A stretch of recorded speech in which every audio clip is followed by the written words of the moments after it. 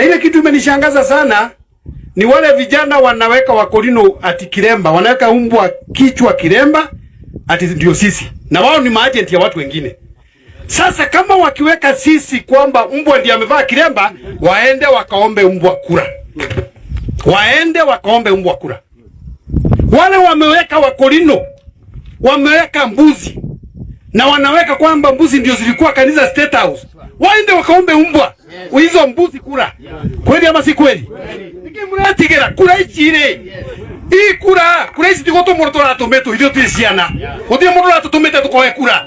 Okoronenda kura nyingi dio okoe nyingi. Lakini tuache ushetani. Wanasiasa wamechukua hatua ambayo hatutaki. Wameanza kufanya watoto wetu wapate laana.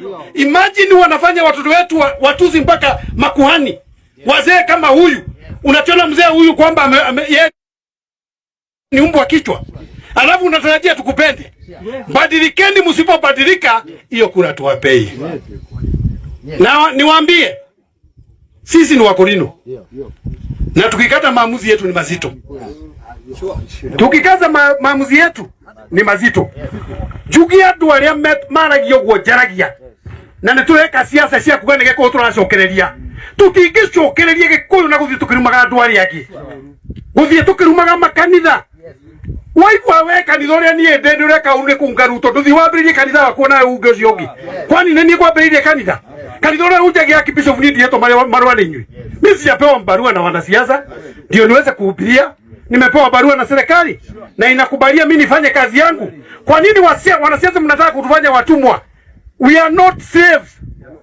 Sisi sio watumwa na hatutafanya kazi yoyote kwa nguvu. Na mimi nataka kumwambia Rais William Ruto, kama uko na kitu kingine ya kupea sisi, pea sisi. Pea sisi.